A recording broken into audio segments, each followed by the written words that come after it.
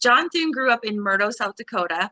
He earned his undergraduate degree at Biola University and his master's degree from the University of South Dakota.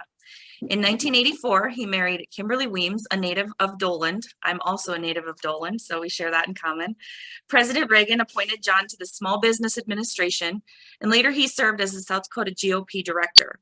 In 1996, John was elected to the U.S. House of Representatives. He was then reelected by the largest margin in South Dakota history. He won his concurrent seat in 2004, famously defeating a sitting Senate party leader.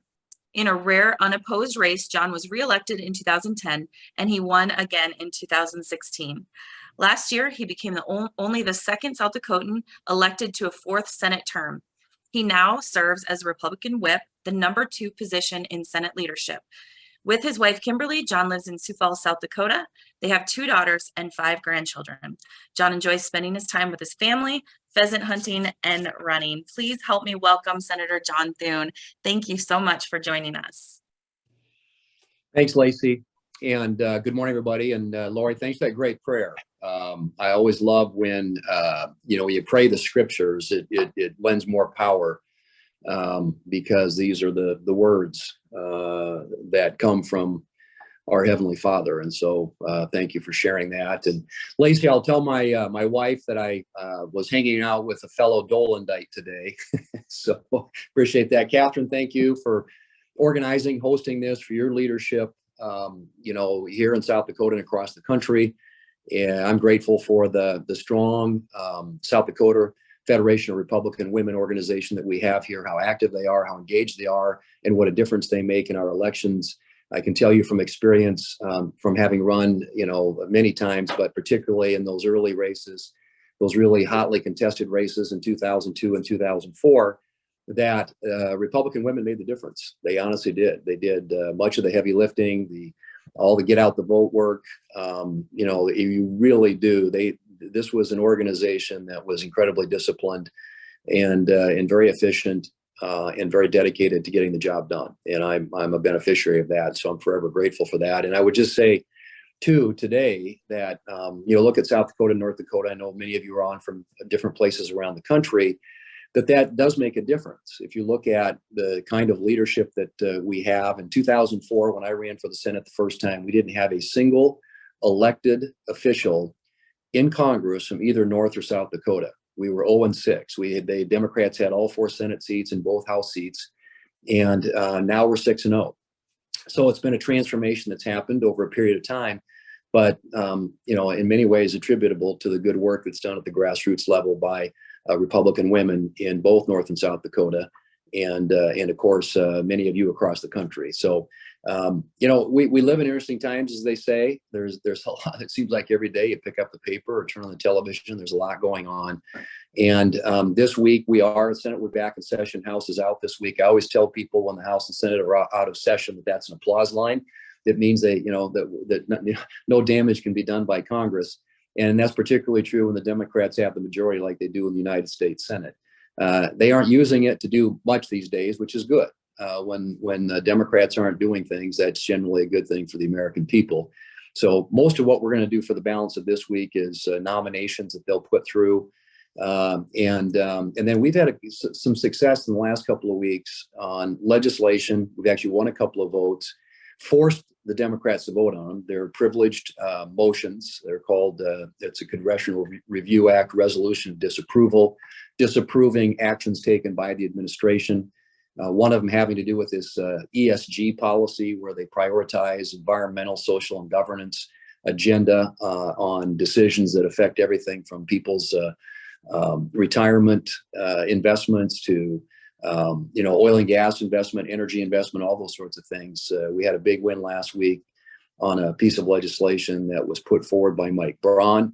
And then we had another one where the DC government, perhaps you all followed this, had liberalized and loosened up all the laws with respect to prosecution and penalties, et cetera, at a time when crime is skyrocketing in the District of Columbia.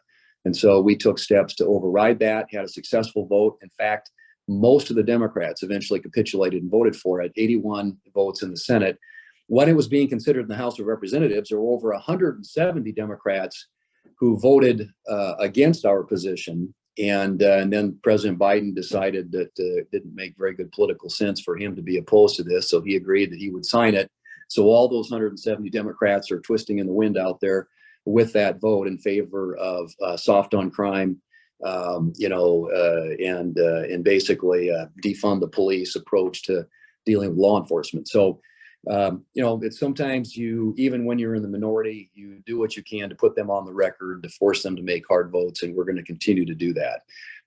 Just briefly in the days and weeks ahead, I mean, there's some things we have to deal with. We're going to have to deal with the debt limit at some point. The House Republican leadership is on the point on that, on the lead, trying to negotiate with the Biden administration to try and get some changes, some reforms to our spending, to try and do something about the debt at a time when the debt limit's being raised. And so Senate Republicans are supporting those efforts.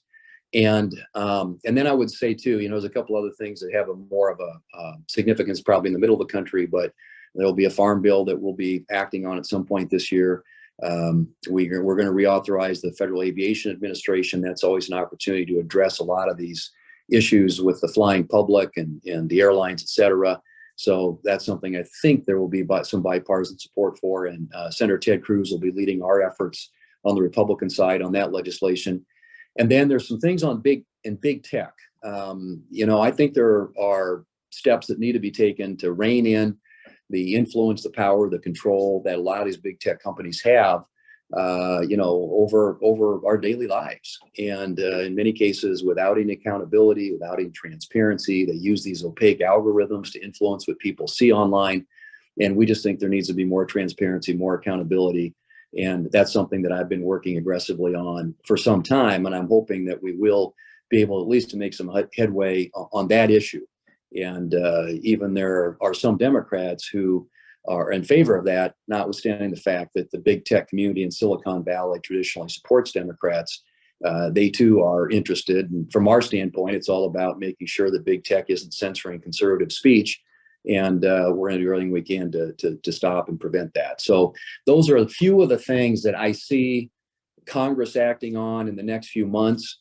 But again, by and large, when Democrats have a majority or when they have the presidency, less is better. The one thing they will not be able to do, because we have a majority in the House of Representatives, is a budget reconciliation bill. They did two of them in the last session of Congress, both of which ramped up spending, taxing, debt, almost $3 trillion in new spending, expansion and growth of government, all kinds of horrible new programs created, spending on things that, they're completely at odds, I think, with where the majority of the American people are at, particularly at a time when, everything they're doing was just adding more and more to the federal debt. I think American people are weary and tired of that and ready to constrain the growth of the federal government and to rein in its power and influence over our lives. And so ultimately, in order for that to happen, we've got to get the presidency back and hopefully a majority in the Senate. But in the meantime, we'll do everything we can to make sure that we're blocking a lot of the bad ideas that come out of the Democrat majority in the Senate and working with House Republicans to get issues in front of the American people that hopefully represent our philosophy and our views when it comes to limited but effective government, personal freedom, coupled with individual responsibility, economic freedom, free markets, free enterprise, strong America, commitment to national security. And of course, we are the party that is pro-life. And so we're going to continue to emphasize those issues with the American people because we think the majority of the country's on our side. We just have to do a good job of articulating what we're for and drawing contrast with the Democrats who represent a very different view of the world. But let me just close and hand it back to Catherine. And again, appreciate Catherine, you organizing this, giving the opportunity to visit with women all across the country who are making a difference. And just to say that we are grateful for your efforts and want to support them any way that we can.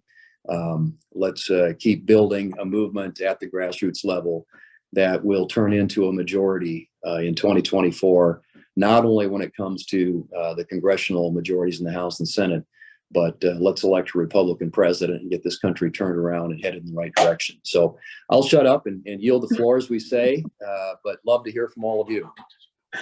Well, first of all, Thank you again for joining us today, Senator Thune. It is always such an honor to visit with you, and to have you on this call is a huge honor. So thank you again for making time for us.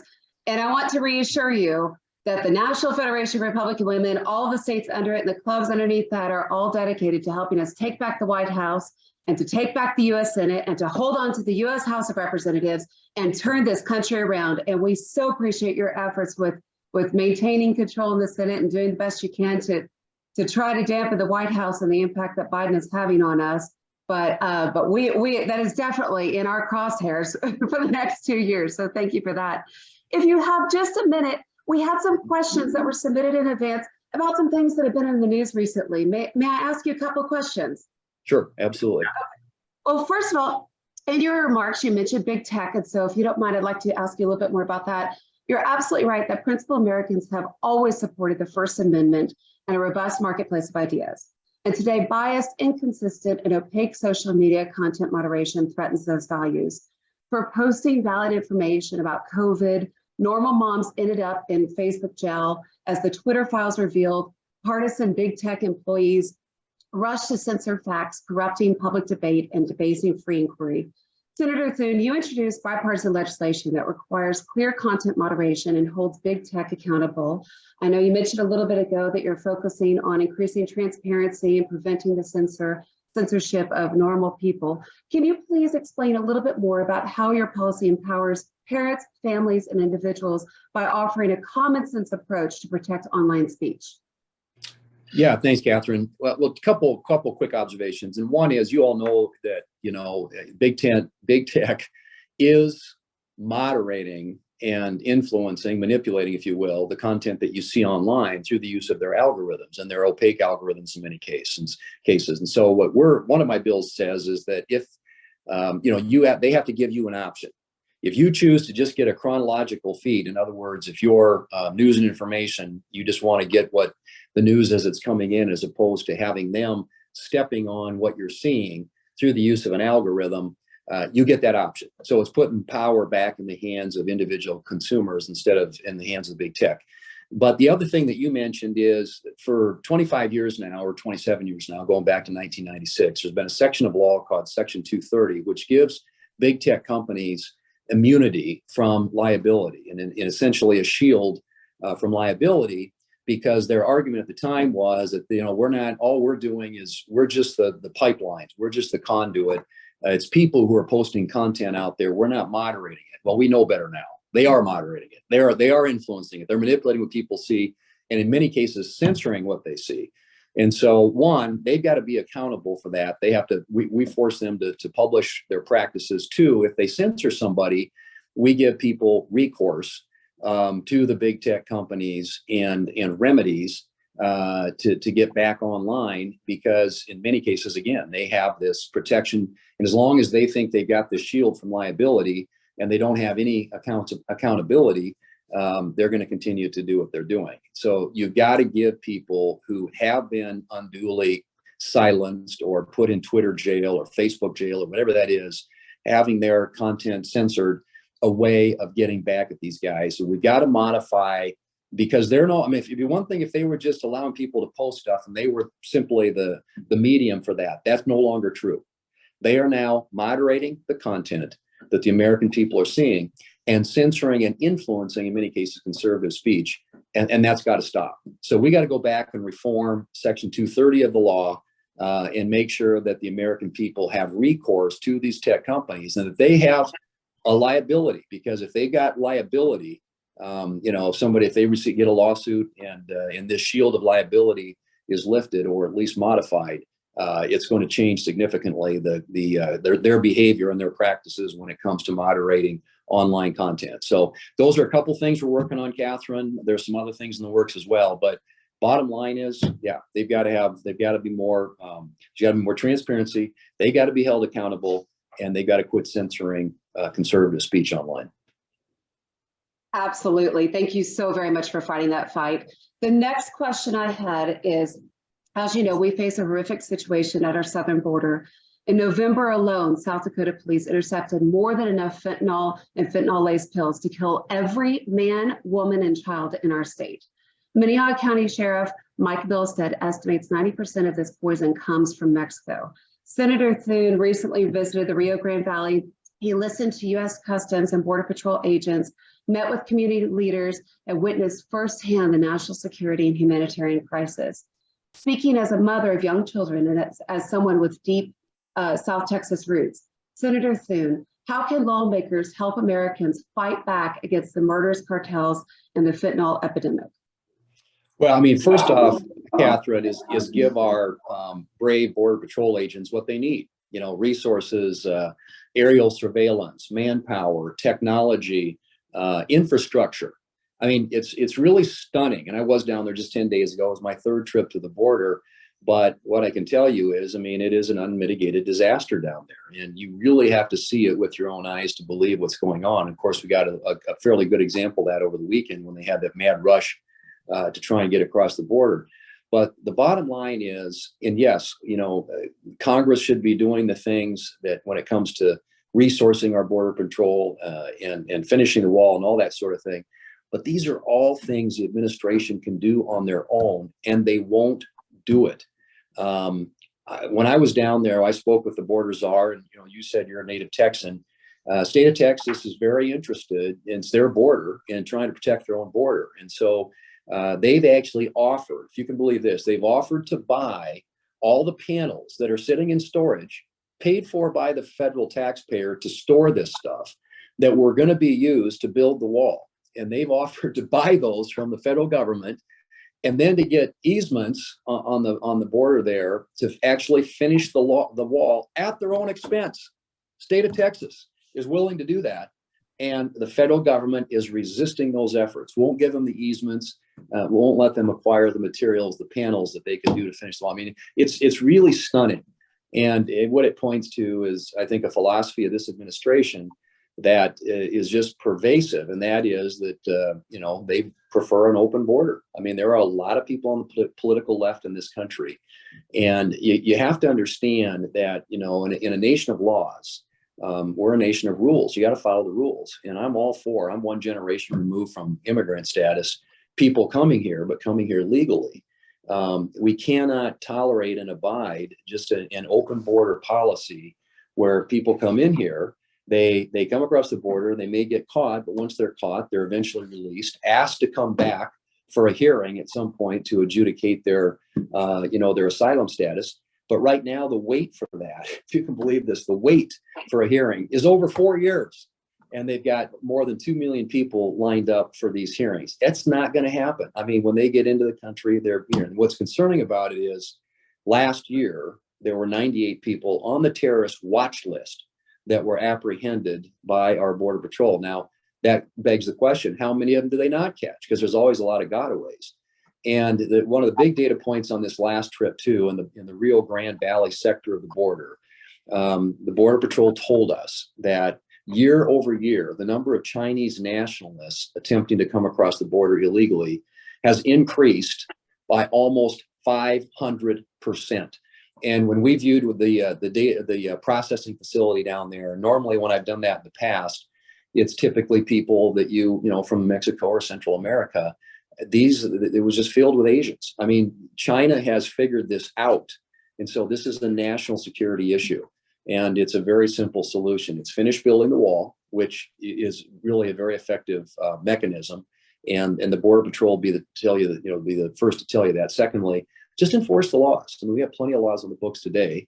And the catch and release program, where they allow people, they catch them, they detain them for a little while, and then they release them into the country, and send them back. And finally, reinstate the Remain in Mexico policy, which had been a very effective mechanism during the Trump administration in containing the flow that was coming across the border. There are several steps this administration could take, which they aren't taking. And part of it is, again, it's this philosophy that they have, driven by the hard left, that basically that we should have an open border, and that's somehow humanitarian. And I can tell you, it's not compassionate. It's not humanitarian. When we were there that night, there were people they had these makeshift fences. They were climbing over the wall, and a lot of them, it's people with little kids. And, you look at these little kids and you just think about how many of them are trafficked, and whether it's drugs or human trafficking or weapons trafficking, so much of that going on down there. Almost 1,000 people died last year trying to get across our southern border. I mean, this is not a humanitarian policy. This is a train wreck, and it just needs to be stopped. And so everything we do is about trying to, get the administration, shame them into doing something.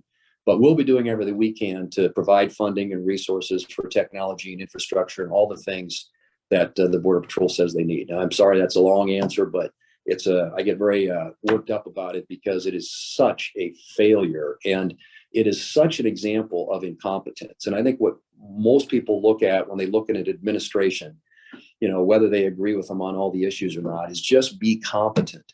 And this is such an example of incompetence, at its core. So believe me, we're going to keep pounding. Well, if I may just thank you so very, very much for that. As you know, the wonderful lady who gave our invocation is a dear friend of mine from South Texas, Lori Corner. She's from San Antonio, just like I was originally. And Lori, by the way, has been asking me for quite some time to be sure and get you on a call. So I know she's thrilled that you're on today.